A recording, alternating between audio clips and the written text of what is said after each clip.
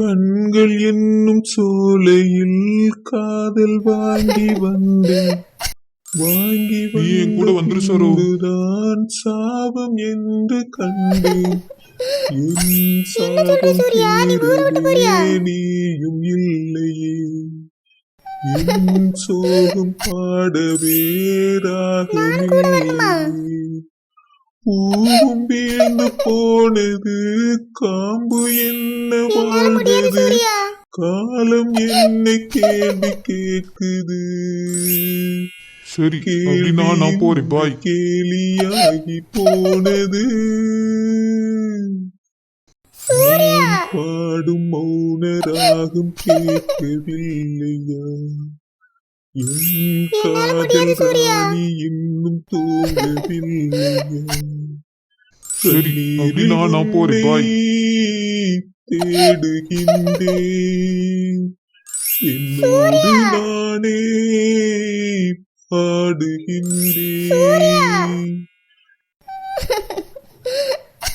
ஏன் சூர்யா இப்படி பண்ற? என்னைய நீயும் புரிஞ்சுக்கிட மாட்டியா சூர்யா? எங்க அப்பா அம்மா தான் என்னைய புரிஞ்சிக்காம போயிட்டாவ. நீயும் இப்படி பண்றிய சூர்யா? என்னைய கூப்பிட்ட உடனே எப்படி வர முடியும் சூர்யா? எங்க அப்பா அம்மா என்னை அன்பா வளர்த்துட்டாவளே, அவிய அன்பை மீறி நான் எப்படி வர முடியும் சூர்யா? நீ கொஞ்சமாச்சும் யோசிச்சு பார்த்துட்டா என்னைய கூப்பிட்டுருக்க மாட்டேன் சூர்யா. நான் உன் மேல ரொம்ப நம்பிக்கை வச்சிருந்தேன் சூர்யா. எங்க அப்பா அம்மாவை எப்படியாவது சமாதானப்படுத்தி என்னைய கல்யாணம் பண்ணிப்பேன்னு நினைச்சேன். ஆனா நீ என்னைய பின்னாடி வாணி கூடுவேன்னு நினைச்சு கூட பார்க்கல சூர்யா. நான் இப்ப என்ன பண்ணுவேன்? நீ நாளைக்கு இந்த ஊரை விட்டு போயிருவியா? அப்படின்னா எனக்காக நீ எங்க வீட்டுல வந்து எங்க அப்பா அம்மாட்ட நீ பொண்ணு கேட்க மாட்டியா சூர்யா?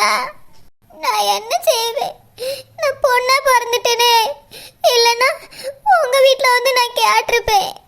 ரொம்ப கஷ்டமா இருக்கு சூர்யா. சூர்யா, இதுக்கு மேலே இந்த வீட்டுல இருந்தோம் கட்டாயப்படுத்தி நிச்சயமா நிச்சயத்தை பண்ணிடுவாங்க. இப்பவே கிளம்பி நம்ம வெளியே போயிடணும். நிச்சயம் முடிஞ்சிடுச்சுன்னா அப்புறம் அண்ணனை மாதிரி கல்யாணம் பண்ண வேண்டியிருக்கும். டேடி அடிச்சியே தாலி கட்ட சொல்லுவாரு. அதனால இதுக்கு மேல நம்ம டைம் வேஸ்ட் பண்ணக்கூடாது. பேக் எடுத்துட்டு போனா கூட கண்டிப்பா கண்டுபிடிச்சிருவாங்க. அங்க இருக்க ட்ரெஸ்ஸே போதும், நம்ம கிளம்பிட வேண்டியதுதான். மம்மி கீழே இருந்தாங்கன்னா என்ன சொல்றது? ஆனந்த் வீட்டுக்கு போறேன்னு சொல்லிட்டு அப்படியே கிளம்பிட வேண்டியதுதான். சரோஜக்கா, என்னக்கா காலையில வந்து உட்காந்து எழுதிட்டு இருக்கிய? நீங்க அழுகுறது பார்த்தா காலையில உட்காந்து எழுத மாதிரி இல்லையே. அப்படின்னா ராத்திரியில அங்கதான் உட்காந்துருக்கீங்களோ? ஆமா. ஏன்க்கா இப்படி பண்றிய? எனக்காவது ஒரு போன் போட்டுருக்கலாம்ல. நெட்ட மாதிரி சூர்யா ஊரை விட்டே போறானா? ஐயோ, என்னக்கா சொல்றிய? ஆமாப்ல, அவன் நேத்து போன்ல பேசும்போது என் கூட வரியான்னு கேட்டான். நான் வரமாட்டேன்னு சொல்லிட்டேன் நெட்ட மாதிரி. அதனால அவனோட நிச்சயத்தை நிறுத்ததுக்கு அவனுக்கு வேற வழியே இல்லையா. நான் ஊரை விட்டே போறேன்னு சொல்லிட்டான். ஆமா, போன கட் பண்ணிட்டா நெட்ட மாதிரி. கட் பண்ணிட்டா போட முடியாதக்கா. நீங்க திரும்ப போட்டு பேசிருக்கலாம்லக்கா. இல்லைன்னா மாடியில இருந்து குதிச்சு ஓடி இருக்கலாம்ல. எனக்கு அப்படி ஒரு நல்ல சான்ஸ் மிஸ் பண்ணிட்டிய. நெட்ட மாதிரி எங்க அப்பா அம்மா இன்னி தேடிட்டு வருத்தப்படுவாங்கல்ல. ஏக்கா, உங்க காதல் ஜெயிக்கணும்னு நினைப்பு இல்லையா உங்களுக்கு? அவரும் தானக்கா வருத்தப்பட்டிருப்பாரு. அவரை பத்தி நினைக்க மாட்டீங்களா? அவனும் பாவம் தான் நெட்ட மாதிரி. நான் என்ன செய்ய முடியும்? எனக்கு இதை நினைச்சு நினைச்சு ராத்திரியில தூக்கமே வரல நெட்ட மாதிரி. அதான் இங்கே வந்து உட்கார்ந்துட்டேன். ஷோ கடவுளே, இதை எப்படியே சொல்லி சொல்லி அழுதுகிட்டே இருந்தீங்கன்னா உங்க காதல் நிறைவேறிடுமா? கண்ணை தொடங்கிக்கா, வாங்கக்கா வீட்டுக்குள்ள போலாம். நல்ல வேலை, ஹாலில் யாரும் இல்லை. யார்கிட்டையும் எதுவும் சொல்ல வேண்டியதும் இல்லை. நம்ம பாட்டுக்கு கிளம்பி போயிட்டே இருக்க வேண்டியதுதான்.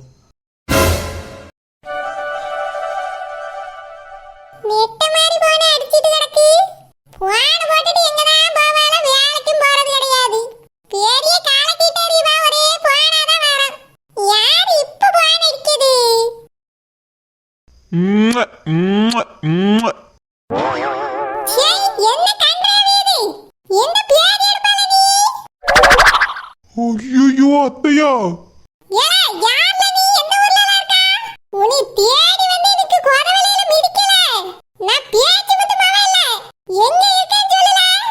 ஐயோ செத்தே. அத்தெல்லாம் போன் அட்டன் பண்ணிருக்கவே. என்ன சொல்ல, ஏதாவது சொல்லி சமாளிப்போம். இல்ல நான் தான் போன் பண்ணி நீ அட்ரஸே கொடுத்து அனுப்பி விட்டுருவா. சொன்ன மாதிரியே கொதவழியிலே வந்து மிதிப்பாவ.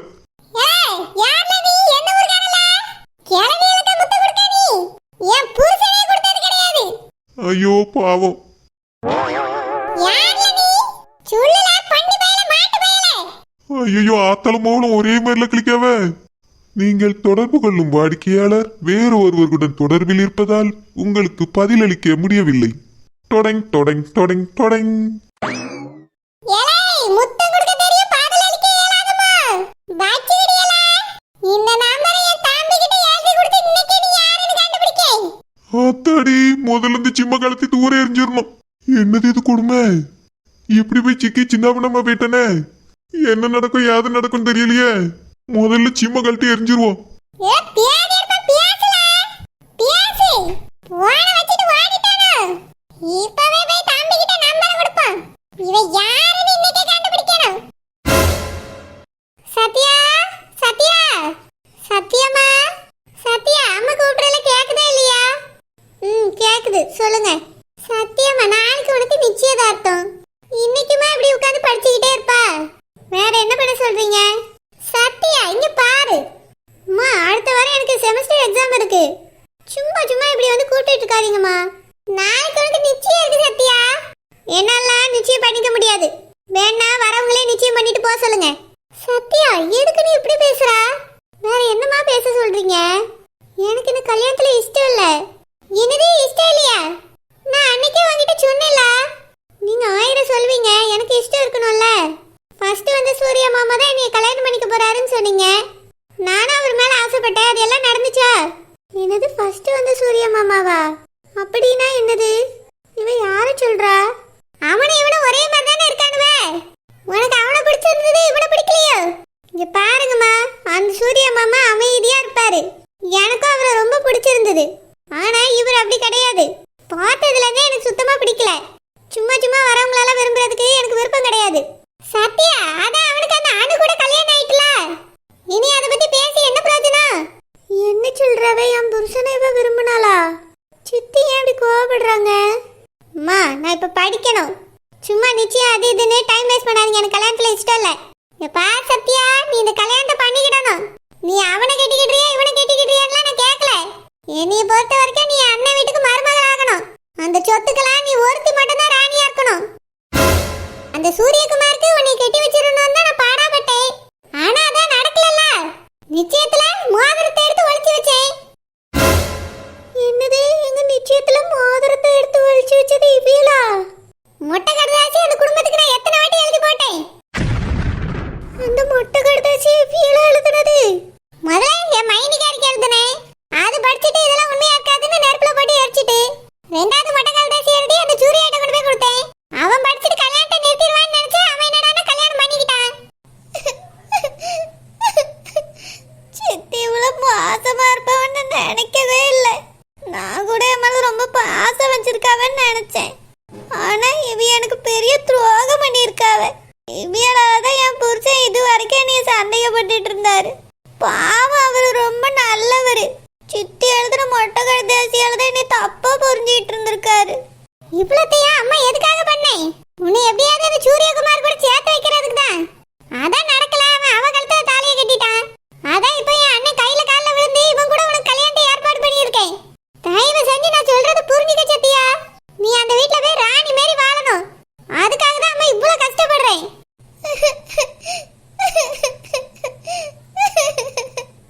சித்தி ரொம்ப மோசமானவங்க. நாளைக்கு ஒழுங்கு மரியாதையா நிச்சயத்துக்கு ரெடியாவு. இந்த பிடிக்கலங்கிறதெல்லாம் இதுக்கு மேல நீ சொல்லக்கூடாது. உனக்கு அந்த சூரிய பிரகாஷ்க்கு நாளைக்கு நிச்சயம் நடந்தே ஆகணும். என்ன சொல்றது புரியுதா? அம்மா, என்னை இப்ப நிம்மதியா படிக்க விடுங்க. சும்மா டென்ஷன் பண்ணாதீங்க. நாளைக்கு நிச்சயம் நடக்கலனா உன்னை நான் இதுக்கு மேல காலேஜுக்கே அனுப்ப மாட்டேன். அத மனசுல வச்சுக்க. ஏதாவது யாட கூட பண்ணா பிள்ளைன்னு பார்க்க மாட்டேன். அந்த 50 ஏக்கரையும் எப்படியாவது வளைச்சு போடலான்னு ஆசைப்பட்டுட்டு இருக்கேன். எல்லாத்தையும் கெடுத்துருவா போல தெரியுது. ஒழுங்கா நாளைக்கு சொல்வார்த்தையை கேட்டுட்டு ரெடியாவு. இல்ல மனசியா இருக்க மாட்டேன். நான் இங்க வந்திருக்கவே கூடாது. இவிய நல்லவியலே இல்ல.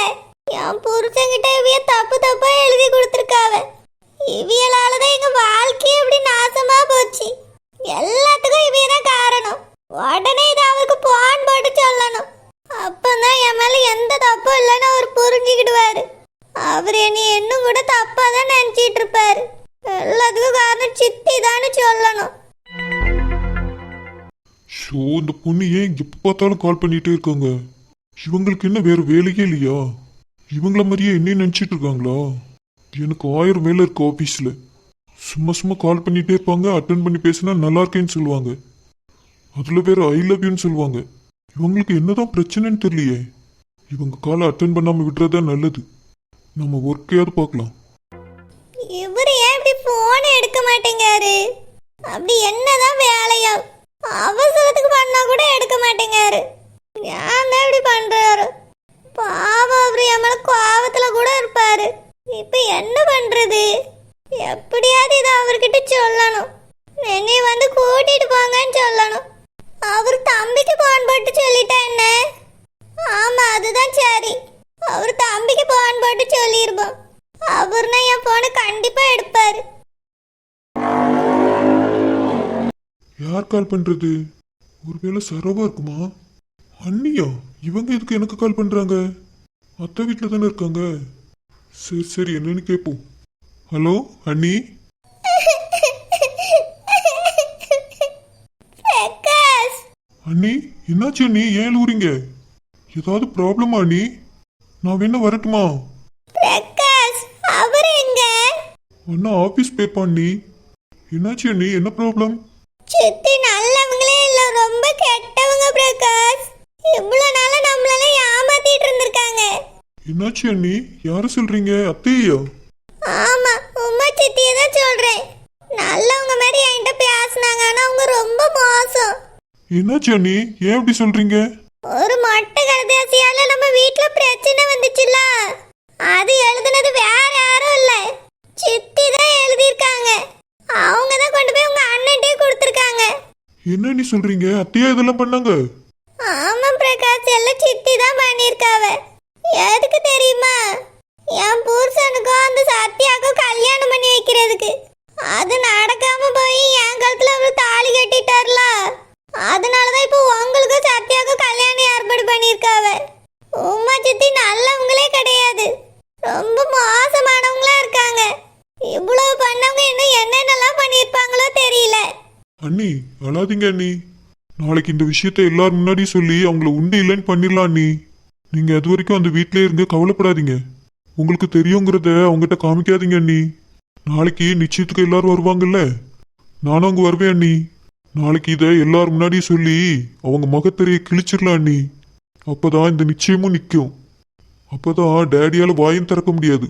இப்போ அவர் தங்கச்சி பத்தி ரொம்ப உயர்வா நினைச்சிட்டு இருக்காரு அண்ணி. அவர் தங்கச்சியோட குணம் என்னன்னு அவர் தெரிஞ்சுக்கணும். ப்ளீஸ் அண்ணி, அது வரைக்கும் கொஞ்சம் அமைதியா இருங்க. அப்படியே சொல்றீங்க, ஆனா எனக்கு இங்க இருக்கவே பயமா இருக்கு. ஏதாவது செஞ்சிருவாங்களோன்னு தோணுது. நானே வந்து இங்க மாட்டிக்கிட்ட மாதிரி இருக்கு. அண்ணி பயப்படாதீங்க, உங்களுக்கு நான் இருக்கேன். அம்மா அண்ணி, உங்களுக்கு இந்த விஷயம் எப்படி தெரியும்? சத்யா கிட்ட தான் இதெல்லாம் உங்க அம்மா சொல்லிட்டு இருந்தாவளா, நான் வெளியே நின்று கேட்டுட்டேன். நான் இதெல்லாம் கேட்டது அவங்களுக்கு தெரியாது. சரி அண்ணி, இன்னைக்கு ஒரு நாள் மட்டும் அங்க இருங்க. நாளைக்கு காலையில நாங்க எல்லாரும் அங்க வந்துருவோம். அதுக்கப்புறம் எல்லா விஷயமும் சரியாயிடும் அண்ணி. சரி, நான் உங்களை தான் நம்பிட்டு இருக்கேன். நாளைக்கு வந்து என்னை கூட்டிட்டு போயிருங்க. சரி அண்ணி, அழாதீங்க அண்ணி, நான் வைக்கிறேன். நாளைக்கு எல்லார்கிட்டயும் இந்த விஷயத்த சொல்லி இவ யாருன்னு நான் காமிக்கிறேன். ஏய், யார்கிட்ட நீ இந்த விஷயத்தெல்லாம் சொல்லிட்டு இருந்தா? உன்னை இத்தனை நாள் இந்த வீட்டுக்குள்ள நான் விட்டு வச்சிருந்த பத்தியா? அதான் நான் செஞ்ச பெரிய தப்பு. வாடி சித்தி, நான் உங்களை ரொம்ப நல்லவங்கன்னு நினைச்சேன். எங்க அம்மா மாதிரி நினைச்சேன். நான் எப்படி உனக்கு அம்மாவே? என் பிள்ளை நீ எனக்கு ஒண்ணா? என்னைய பத்தியா போட்டு கொடுத்தா? இப்பயே உன்னை என்ன பண்றேன் பாரு. சித்தி, விடுங்க சித்தி. அத்தை இப்படிப்பட்டவங்களா இருப்பாங்கன்னு நான் நினைச்சு கூட பார்க்கல. இதை சொல்லியே நான் இந்த நிச்சயத்தை நிறுத்துறேன். இந்த நிச்சயத்தை எப்படி நிறுத்துறதுன்னு தெரியாம தான் ஊரை விட்டே ஓடிடலான்னு நினைச்சேன். ஆனா அதுக்கு இப்போ ஒரு ஐடியா கிடைச்சிருக்கு. இந்த விஷயத்த நாளைக்கு நிச்சயத்துல எல்லாரும் முன்னாடியும் சொல்றேன். அப்பதான் டேடியும் நம்புவார். இந்த நிச்சயத்தையும் கண்டிப்பா நிறுத்துவார். அந்த சத்யாவை எனக்கு கல்யாணம் பண்ணி வைக்கணும்னு நினைக்கவும் மாட்டார். இதுக்கு மேல இப்போதைக்கு எனக்கு வேற பொண்ணு பார்க்க மாட்டார். இதுதான் எனக்கு கிடைச்சிருக்க சரியான வாய்ப்பு. நாளைக்கு நானும் அண்ணியும் சேர்ந்து இந்த நிச்சயத்தை கண்டிப்பா நிறுத்துறோம்.